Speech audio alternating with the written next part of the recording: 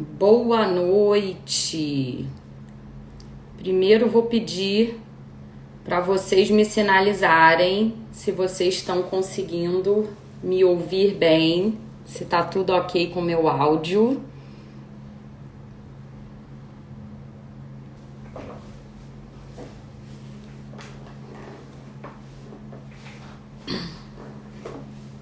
Me deem aí um alô nos comentários. Ah, show de bola.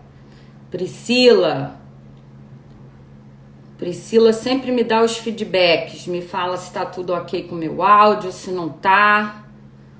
Meu braço direito aí. Vamos, Priscila. Ok.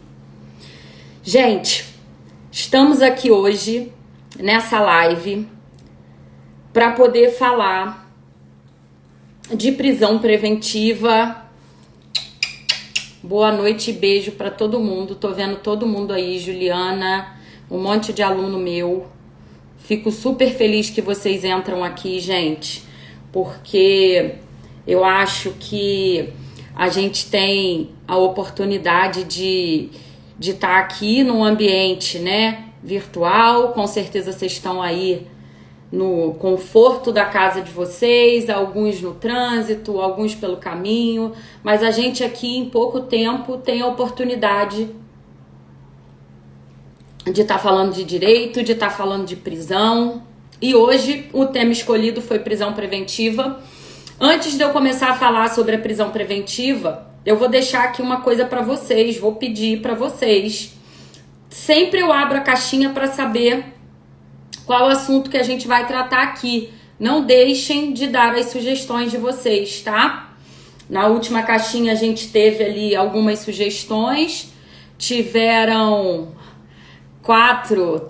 Alguém tá correndo. Eu nunca sei, eu estou correndo. Ele tá dizendo solução oficial.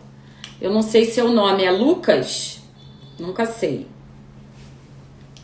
Bom, não deixem de colocar lá os assuntos, porque às vezes é uma oportunidade que vocês têm de tirar dúvidas dos assuntos que vocês têm em aula, ou de repente um assunto que tá lá em alta, né? A gente tá vendo alguma coisa na jurisprudência e tudo, e aqui é uma oportunidade. Se vocês quiserem saber a minha opinião sobre determinado Lucas, ok? Então é uma oportunidade, tá? Então não deixem de colocar lá, porque eu quero ouvir vocês. Beleza. Gente, então vamos lá. Hoje a gente escolheu aqui, né, o assunto mais votado, depois das sugestões, foi a prisão preventiva, e eu achei excelente. Por quê? A gente teve segunda-feira uma palestra lá na faculdade, né? Um evento na faculdade. Sim, vai ficar salvo. Fica tranquilo, todo mundo aí, tá? Fiquem tranquilos que vai ficar salvo no perfil. E aí, nesse evento, a gente falou da DPF 54, que embora seja uma DPF antiga, né?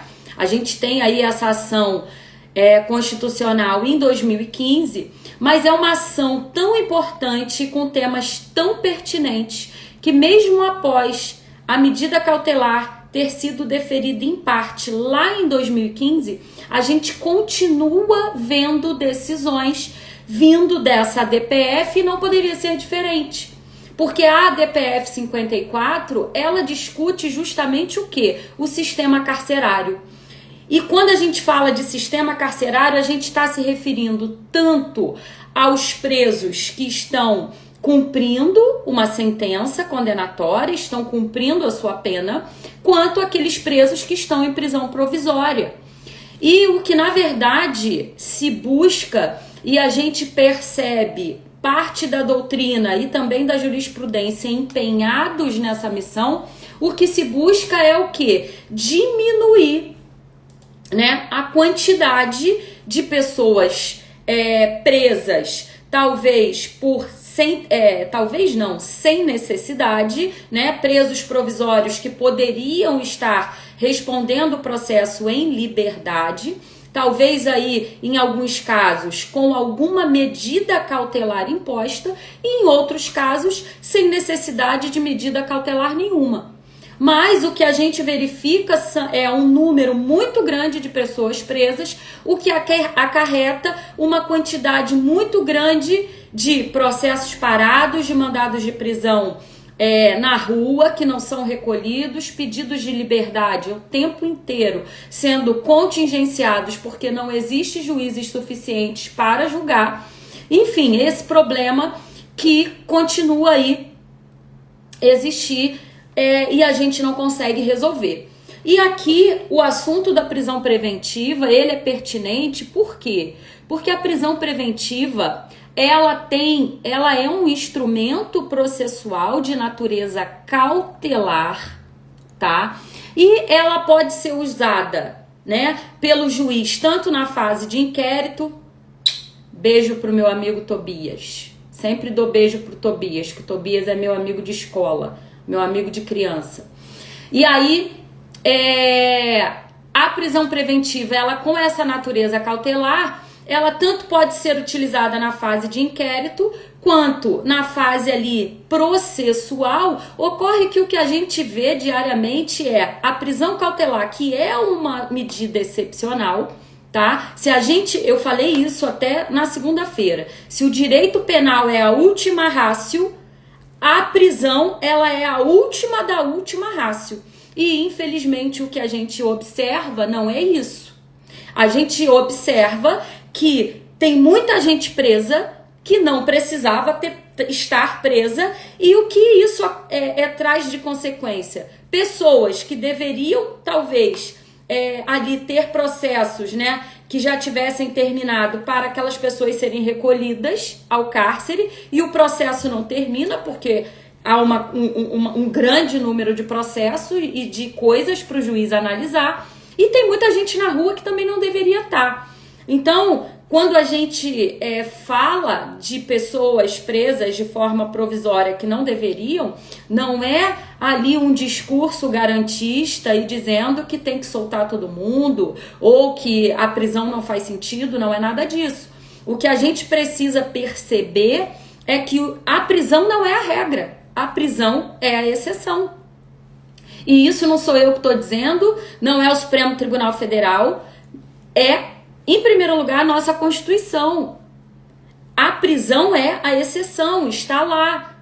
E mais, qualquer pessoa só pode ser presa para iniciar o cumprimento de sua sentença após o trânsito em julgado da sentença penal condenatória. E quando isso não acontece, quando essa regra ela é, entre aspas, burlada, o que a gente verifica são pessoas que cumprem prisões cautelares, prisões preventivas, por exemplo, por um tempo longo, e muitas vezes esse tempo que ficaram presas nem condizem com a pena que ela vai ser condenada no final. Então essa reflexão ela tem que ser diária e ela tem que ser objeto de estudo e de debate para que toda a comunidade jurídica possa estar debruçada sobre esse assunto e consiga, aos poucos, chegar a uma solução para esse problema, que é um problema muito complexo, é um problema que não é um problema de justiça, mas sim um problema social, tá? Porque quando a gente fala do sistema carcerário, não importa se você está cumprindo, se as pessoas estão lá cumprindo uma pena definitiva, né? Ou se estão ali cumprindo uma medida cautelar provisória, fato é que elas ingressam em verdadeiras escolas do crime. A gente fala muito isso. E quando elas saem, elas vêm para se vingar.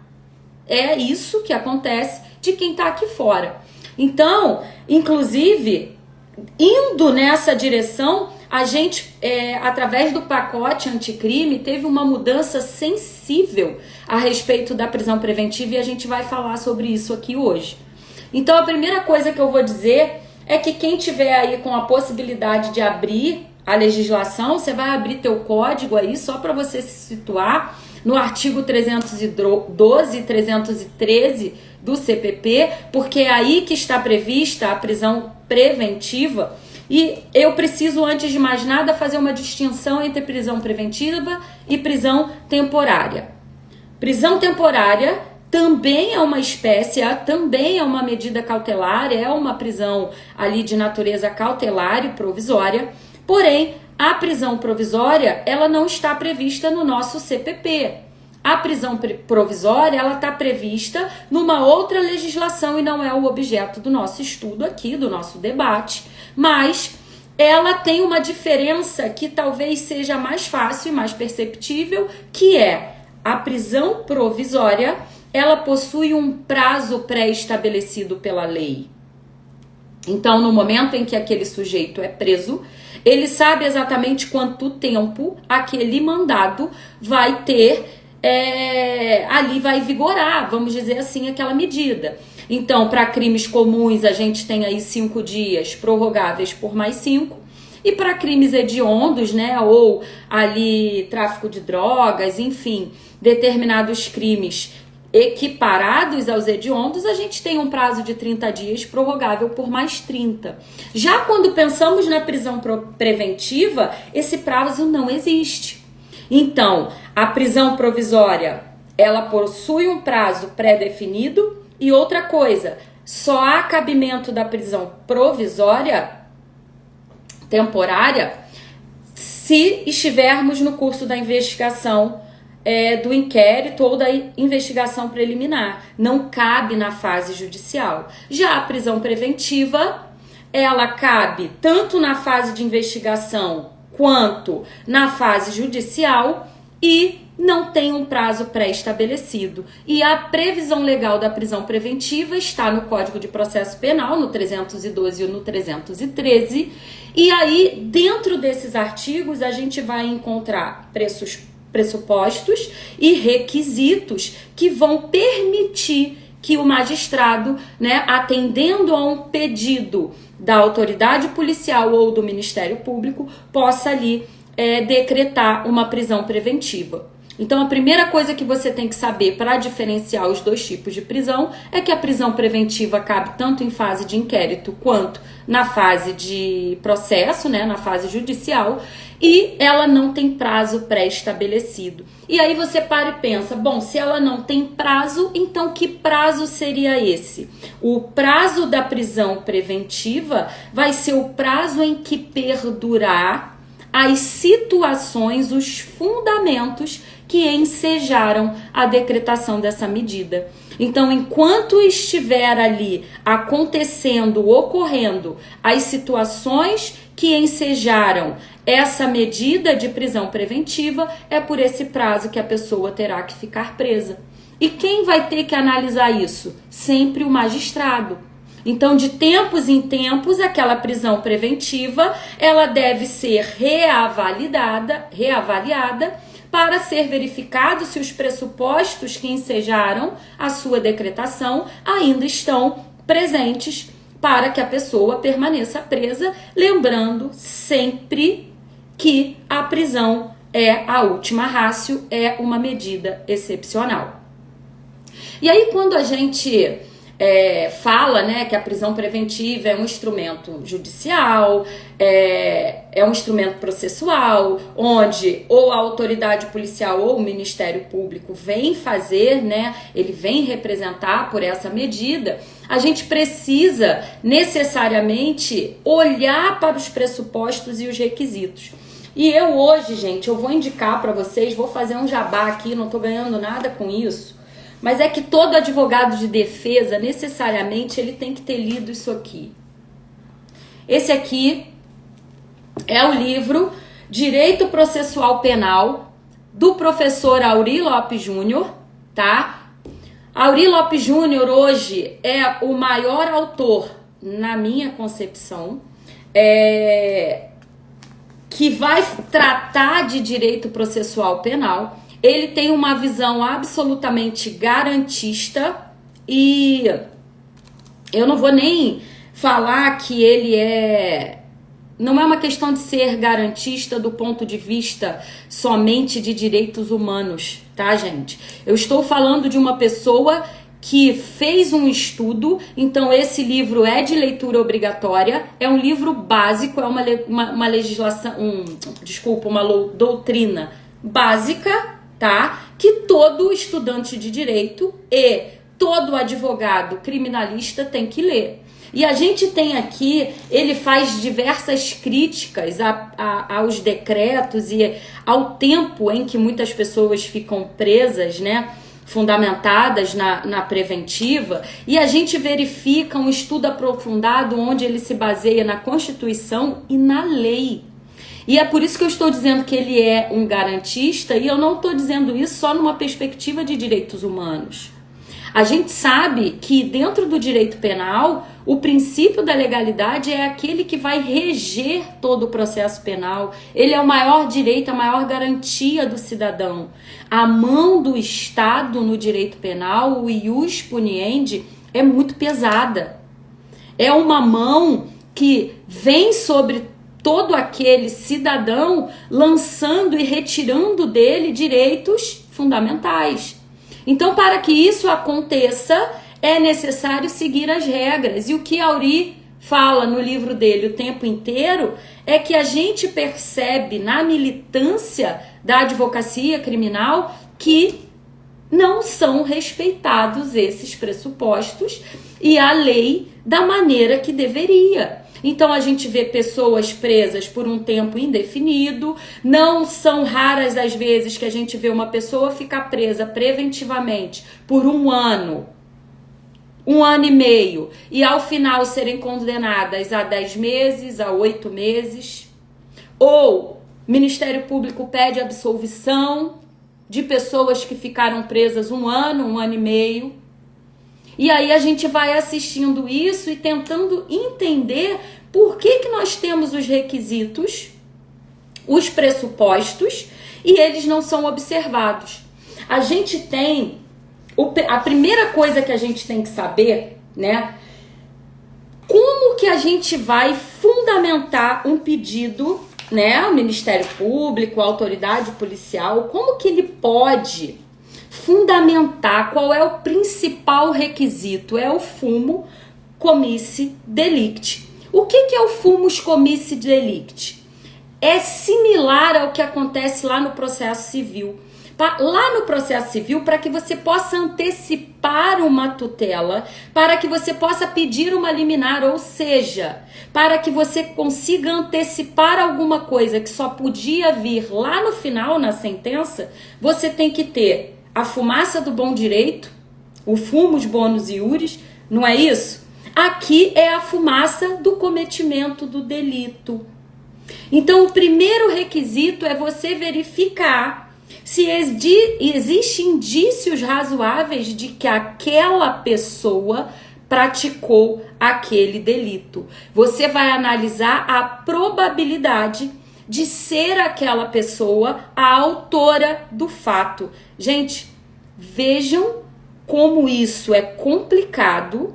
Vejam que a gente precisa, que a gente aprende na faculdade, que o Ministério Público, quando oferece uma denúncia, ele tem justa causa. Ele tem indícios de autoria e materialidade. Indícios não são provas. Porque a gente sabe que somente podemos chamar de provas depois que existe o contraditório. Então, em regra, indícios lá do inquérito policial, eles têm que ser muito consistentes. Esse fumus comissi delicti, ele tem que ser consistente para ser um requisito que vai embasar uma prisão preventiva. Não estou falando de um juízo de certeza, mas ao mesmo tempo eu não posso ter um indício raso. E a gente verifica na prática indícios rasos sendo utilizados para prisão preventiva. E esse não é o único requisito, a gente tem pressupostos. E aí a nossa legislação continua. Se você verifica a presença de fumus comissi delicti, ou seja, a fumaça do cometimento do delito, você ainda precisa ter um pressuposto que vai ser muito importante, que vai ser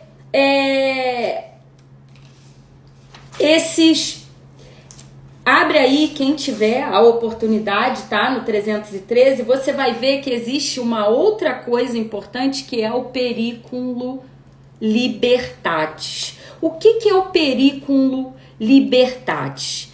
Periculum libertatis é o perigo para a sociedade, o perigo que aquela pessoa representa solta. Ora, para você dizer que uma pessoa solta representa um perigo, peraí, demorou, mas o nosso legislativo reconheceu que esse reconhecimento de perigo, ele tem que ser atual. Então vamos lá. Essa demonstração desse perigo da liberdade, gente, que vocês vão encontrar, isso está lá no 313, que é ali a necessidade de você fundamentar ou na garantia da ordem pública, ou em assegurar a lei penal, ou seja, existe um risco concreto de que aquela pessoa possa fugir, se evadir. E aí não teria como assegurar a aplicação da lei penal. Ok, periculum libertatis. Por quê? Porque a gente não pode permitir, existe fumaça do cometimento do delito e está ali comprovado concretamente que aquela pessoa pode fugir. Ok, aí a gente verifica. Só que o que acontece muitas vezes são fundamentações para prisão preventiva, além de vagas em fatos antigos. E muitas vezes sendo aplicadas a partir do fato em abstrato, baseado na gravidade do crime, por exemplo. Não podemos admitir isso. A lei é muito clara. E o pacote anticrime, isso é importante demais que você saiba. O pacote anticrime, lá no artigo 315, ele já pode afirmar o que? Existe a necessidade dessa fundamentação ser concreta. Então não adianta dizer, o crime é muito grave, então essa pessoa é um perigo para a sociedade. De forma abstrata. Essa modificação advinda do pacote anticrime, a gente sabe que o pacote anticrime, ele veio lá em dezembro de 2019, e a partir de então a gente tem verificado de forma lenta, infelizmente, mas a gente tem verificado um maior cuidado, vamos dizer assim, no momento do juiz tanto decretar, porque outra modificação importante, pessoal. Antes, o juiz podia decretar a prisão preventiva de ofício. Como assim? Cadê a separação que é presente no sistema acusatório? Qual é a principal diferença do sistema acusatório para o inquisitivo? A principal diferença é que no sistema acusatório a pessoa que julga é apartada da pessoa que acusa. Juiz no sistema acusatório não persegue provas. Então não cabe ao juiz de ofício decretar prisão preventiva. Demorou muito para isso sair do nosso Código Penal. Modificações importantes vindas com o pacote anticrime. E aí a gente volta ao que eu estava falando no início da aula, que muitas dessas modificações e muitas das discussões sobre esses decretos, né, esses decretos prisionais temporários aí, eles foram muito discutidos, esses provisórios, lá na DPF 54. Quando foi ajuizada essa ação de descumprimento de preceito fundamental, ela contou com um estudo valiosíssimo sobre o sistema carcerário. E foi verificada a quantidade de preso provisório. Então, É aí que a gente extrai a importância daquela DPF e é por isso que ela está aí, sendo falada. E apesar de ter sido lá de 2015 o ajuizamento e a medida cautelar, a primeira deferida, nós estamos discutindo isso até hoje, não poderia ser diferente.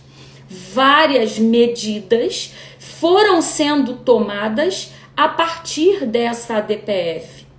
Eu não posso aceitar um estudante de direito, eu não posso aceitar um advogado criminalista que não conheça essa DPF, principalmente não se debruce sobre o assunto, para que a gente, como comunidade jurídica, consiga fazer valer a legislação e fazer valer o quê? Qual é o intuito, né? A principal função do direito penal? Proteger bens jurídicos. Mas será que eu estou conseguindo proteger bens jurídicos a partir do momento em que eu tenho preso um monte de gente que poderia estar solta e solta um monte de gente que deveria estar presa? É uma inversão de valores. A gente não consegue alcançar o que se almeja num Estado democrático de direito. Então, a nossa live é rapidinha. A gente poderia ter, sei lá quantas aulas para discutir prisão preventiva. A minha intenção aqui é sempre trazer o tema para reflexão de vocês. A minha intenção aqui é que vocês passem, primeiro, a se apaixonar pelo direito penal, igual eu sou apaixonada, a acreditar que a gente estudando, a gente batalhando, a gente tem condições sim de fazer diferente. E ainda que seja um trabalho de formiguinha, a gente tem que ter certeza de que aquilo que a gente acredita, a gente está buscando. E para a gente buscar alguma coisa, a gente tem que conhecer. E é por isso que eu trouxe o livro aqui hoje, do Aury Lopes Júnior. Convido a vocês a, se for possível, adquirir. Quem não puder comprar, vá a uma biblioteca, pegue, leia, se interesse. A parte que ele fala de prisões cautelares e liberdade provisória é de leitura obrigatória a qualquer advogado criminalista, a qualquer pessoa que tenha a necessidade de ter prática. Quero iniciar minha advocacia criminal ou já milito, já estou na área. Você precisa se atualizar. E o livro do Aury é extremamente atualizado. Eu sempre indico ele, vou repetir, tá, gente? Não ganho nada com isso. Nada, zero.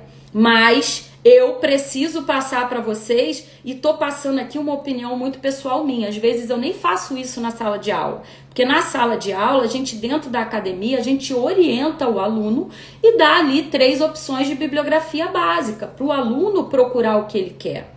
Certo?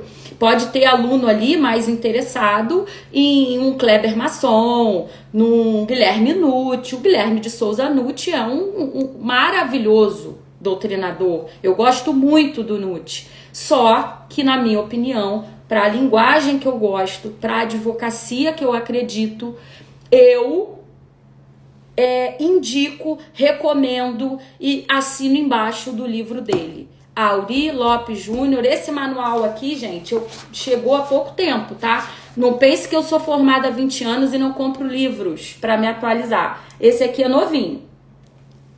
Não deixem de ter, não deixem, invista, isso é investimento, tá? Uma das coisas que eu mais recebo, gente, é advogado e aluno meu. Ah, professora, você tinha que ensinar a fazer redação de peça, você tinha que ensinar oratória, você tinha que ensinar escrita jurídica, eu não sei como responder uma questão da faculdade. Gente, primeiro passo, tá? Eu não vou estar lá pegando na mão de ninguém para fazer prova nem redação. Então, eu tô aqui me propondo a ajudar. Primeiro passo, leia. Se você não é um bom leitor, você não saberá, você não aprenderá a escrever e a se fazer entender. Vou repetir isso para vocês sempre. Um advogado e um bom advogado, ele é um excelente comunicador, tá? Sem a comunicação, um advogado não é nada, nada, porque ele precisa da comunicação para que ele consiga tirar de dentro dele o que ele quer passar, o direito do cliente dele, as coisas que ele acredita. ok? Gente, alguma pergunta? Eu tenho aula do GPA hoje, a aula do GPA, meus alunos vão estar lá me esperando às 8 horas, então eu não posso me atrasar. E eu era para ter começado a live às 7 hoje, eu entrei 7h10, porque hoje o meu dia foi muito corrido aqui no escritório. Mas eu espero que eu tenha conseguido levar um pouquinho para vocês, tá? Aí da prisão preventiva, orientar vocês a leitura dos artigos 312, 313, 314, 315. Deem uma lidinha. Sabe por quê? Às vezes você estudou isso já tem tempo, você entra agora e dá uma olhada, é importante. E se você puder fazer um investimento, eu te sugiro o livro do Auri para poder aí ajudar muito na sua prática, até não. O Auri, gente, ele consegue no livro dele, no manual dele, te auxiliar tanto na prática quanto na teoria, tá?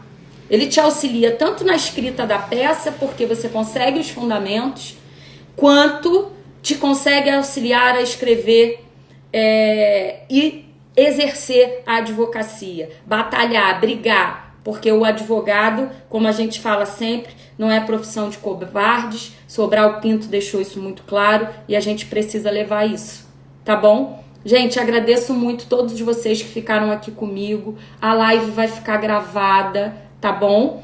Me mandem sugestão de temas, vamos falar mais, vamos falar sempre, porque o direito é isso, é exercitar, é ver o tempo todo, para que a gente tenha sempre esse interesse, essa vontade de aprender e a gente tá junto para isso, tá bom?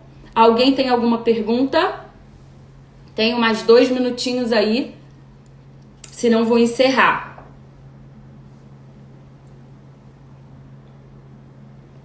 Bom, tô encerrando então. Agradeço demais vocês. Quarta-feira a gente tá junto de novo. E meus alunos do GPA, tem aluno meu do GPA aqui, já vi. Alunos meus do GPA, vambora. 15 minutinhos aí, tá? Pra dar uma respirada e vamos entrar lá pra assistir a aula, que estudar não quer demais.